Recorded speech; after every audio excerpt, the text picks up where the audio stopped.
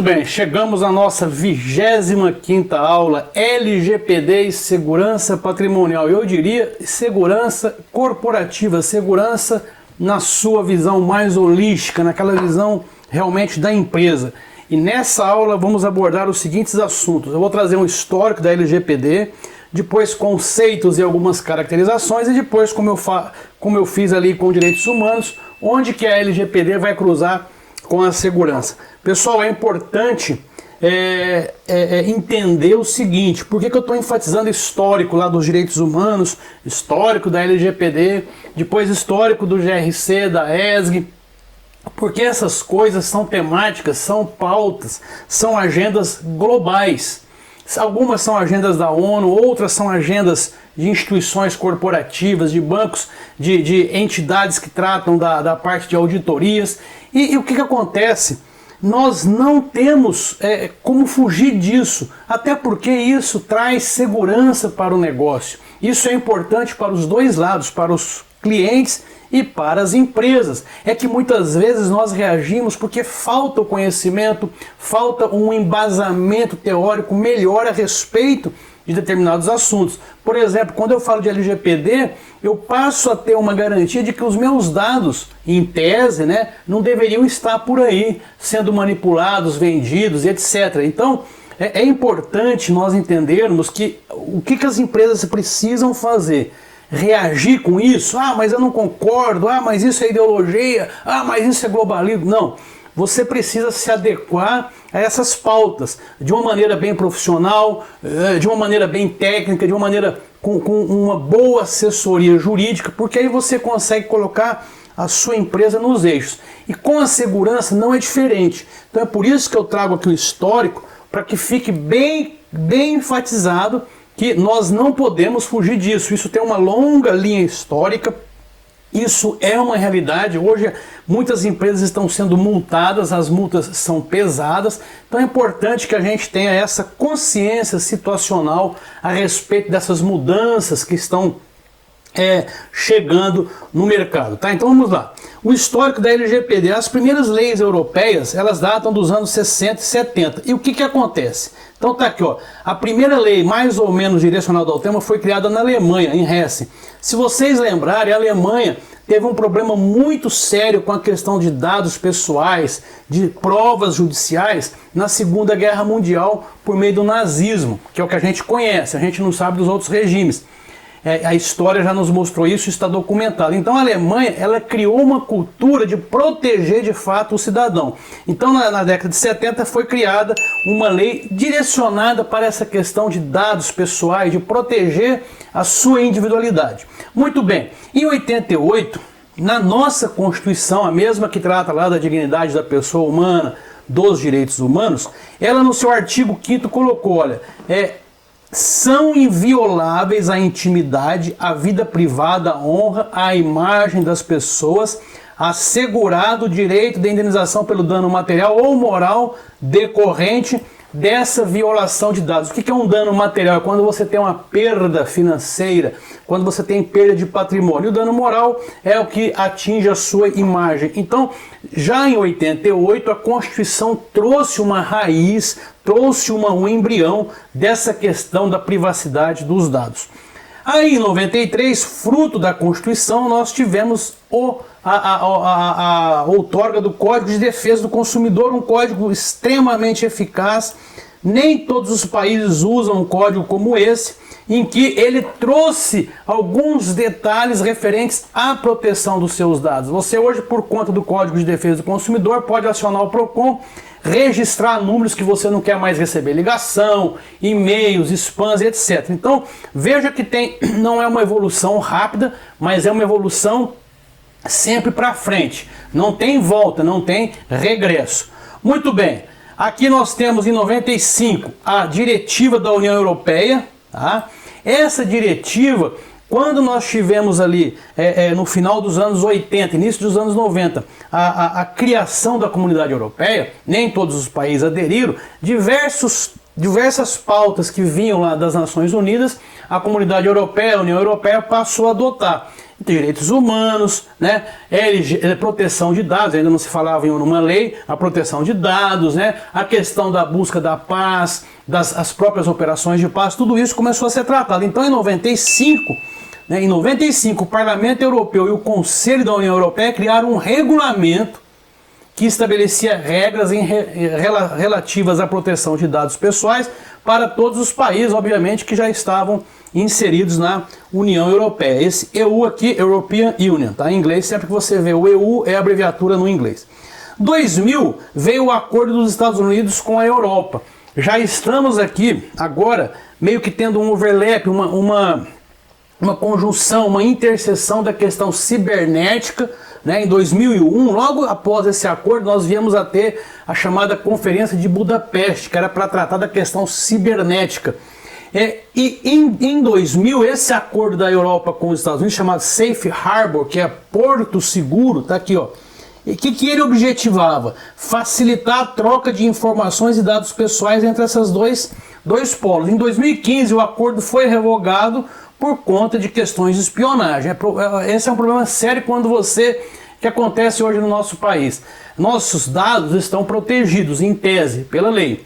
Mas, recentemente eu fiz um financiamento de um imóvel.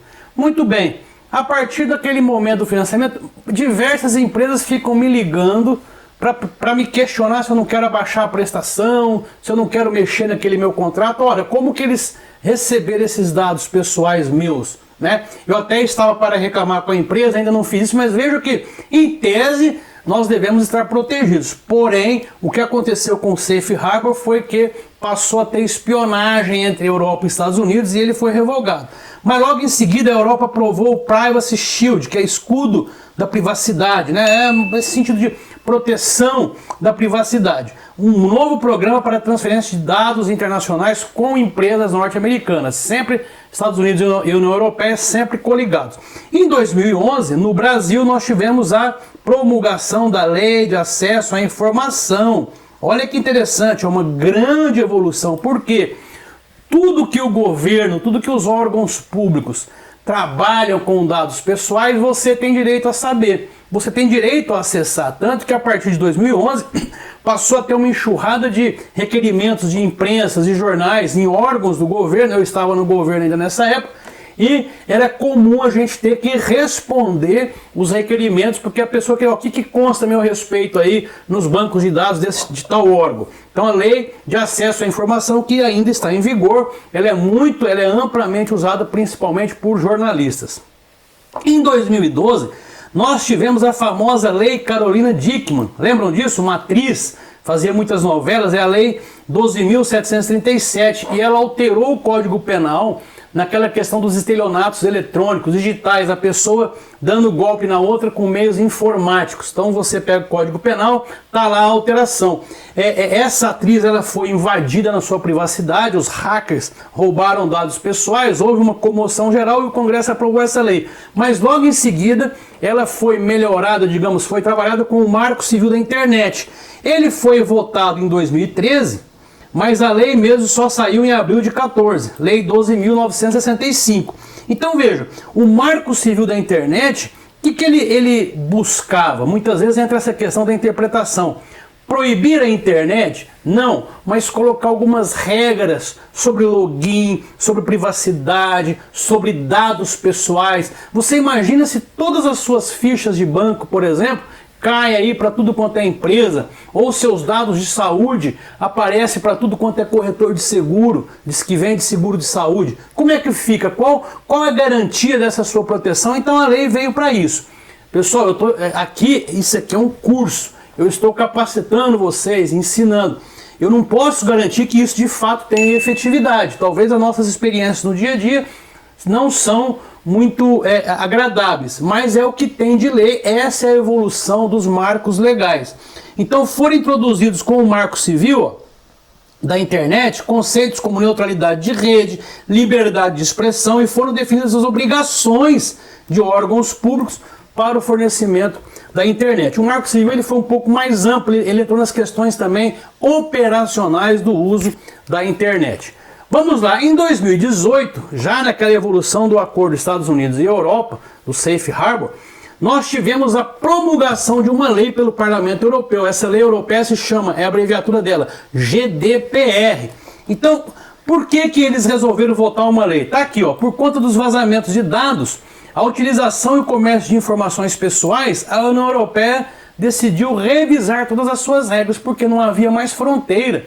Então vem o pessoal do leste, vem gente da máfia, máfia russa, máfia chinesa, máfia romena, máfia albanesa, e isso começa a gerar um turbilhão de dados sem nenhum tipo de controle. Então o GDPR veio e organizou isso e falou, peraí, nós temos que ter alguns direitos para que as pessoas se garantam de fato nas suas privacidades. Então essa lei europeia obrigou as empresas do mundo todo, inclusive as gigantes aqui, ó, Facebook, Google, a mudar a forma como coletam e tratam os dados. E foi responsável por uma nova onda de leis sobre o tema em todo o mundo, inclusive no Brasil. Então, 2018, logo em seguida, o nosso parlamento vem e promulga a LGPD. 2 anos depois, a LGPD foi para a Comissão de Justiça, volta, Comissão de Tecnologia. Em 2020 ela passou a entrar em vigor sem multar. As multas passaram a vigorar em 2021, são multas pesadas. Então, assim como o GDPR, alguns dos principais pontos são direito para o titular acessar, editar ou solicitar a exclusão dos seus dados. Eu mesmo já fiz isso. Eu argumentei LGPD e a empresa muitas vezes reage. Ela não quer tirar os seus dados porque ela quer vender para você, mas você tem esse direito. Recolhimento autorizado, né, com exceção de alguns casos específicos. Por exemplo, eu tenho um financiamento, eu sou o devedor, ou então uma questão de segurança. É óbvio que aí existem diversos casos que a LGPD contempla. Maior cuidado com dados sensíveis, portabilidade de dados, sanções administrativas caso haja descumprimento. Ela é a lei 13.709 de 2018, não entrou em vigor logo ali em seguida, porque ela não tinha efetividade para multar, para sancionar, e ela foi alterada, alguns artigos alterados em 2019 com a lei 13.853. Então, se você baixar aí no site planalto.gov.br, você vai ter acesso aos 2 textos da lei aí, e vai poder entender o conteúdo, ler e estudar. E se você tiver dúvida, você pode interagir, fazer uma tutoria comigo, que a gente vai conversar a respeito da LGPD. Vamos observar agora alguns detalhes importantes para fins de organização, para fins de segurança. Então eu trago aqui 3 conceitos importantíssimos, relevantes para você decorar aí, você que vai planejar segurança patrimonial, segurança corporativa, né, segurança da informação, tem tudo a ver com a LGPD. É importante saber isso aqui. Quem é o titular do dado? Aqui é dado, a palavra-chave é dado. Titular do dado é a pessoa natural a quem se refere todos os dados. Então eu vou fazer uma consulta médica, o médico vai pegar todos os meus dados pessoais, eu sou o titular do dado. Eu vou fazer uma compra, a empresa pega lá meus dados de cartão de crédito, dados bancários, dados de pagamento, eu sou o titular. Então o titular é a pessoa cujos dados pessoais estão sendo manipulados ou trabalhados por alguma pessoa ou física ou jurídica, que nós chamamos de controlador. Então o controlador é uma pessoa natural ou jurídica, ou seja, pode ser um profissional liberal, ele não tem a PJ, não tem empresa, ou uma pessoa jurídica de direito público ou privado. Então o controlador pode ser um órgão governamental, pode ser uma empresa privada, a empresa que te contrata, por exemplo, a quem competem as decisões referentes ao tratamento de dados pessoais. Então, por exemplo, você vai fazer uma pesquisa de trabalho ou uma pesquisa de recrutamento, de seleção, e tem lá assim, qual a sua religião? Hoje já se discute muito, por que o empregador quer saber a minha religião? Ele vai selecionar por conta da religião? Ou então qual é a minha opção sexual? Ele vai selecionar por causa disso? Então tem sido muito bem observado que eu preciso de determinados dados conforme o tipo de atividade. Então atividade bancária, quem trabalha com crédito pode cobrar mais dados, pode fazer background checks, por investigar, né, se a pessoa tem dívidas ou não. Quem trabalha, por exemplo, com a seleção e recrutamento, são determinados dados. Quem trabalha com saúde, outros dados. Órgãos de segurança, outros dados. Agora, eu não posso pedir coisas que não são atinentes ao tipo de negócio. Então a lei ela protege isso e é importante você saber, você que trabalha com segurança, você pode ser um assessor inclusive da autogestão. Olha, eu fiz um curso, eu estudei, a gente não tem necessidade de saber tanta coisa assim das pessoas que frequentam aqui a nossa empresa. Então o controlador é aquele que vai controlar, é o que vai gerenciar os dados de pessoas. E o operador é a pessoa natural ou jurídica, do mesmo modo de direito público ou privado, que realiza esse tratamento de dados pessoais em nome do controlador. Então você tem hoje empresas, aqui você enquadra, por exemplo, uma nova figura chamada DPO, né? Data, que é de Dados Protection Officer. O DPO, ele pode ser uma empresa terceirizada, por isso que ele fala pessoa jurídica,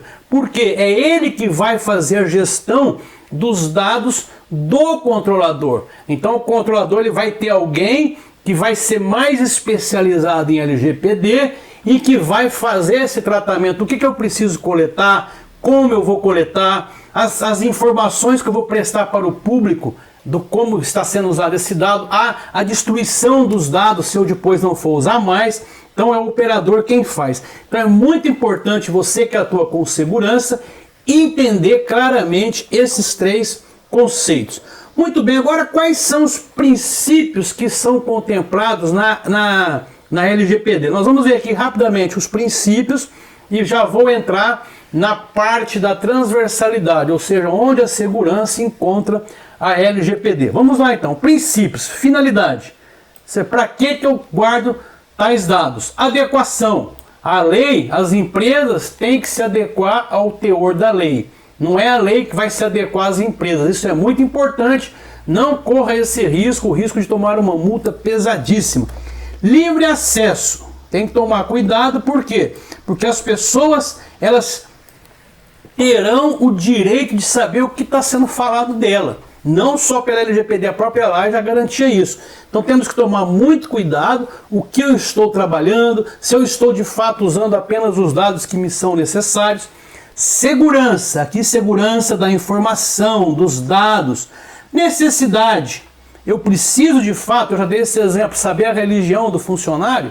Ah não, eu preciso porque aqui na empresa nós temos uma atividade que estimula a espiritualidade, então uma vez por semana ou a cada 15 dias tem o culto dos espíritas, tem o culto dos evangélicos, tem a missa dos católicos, tem, enfim, e aí a gente sabe, separa para poder estimular isso, legal.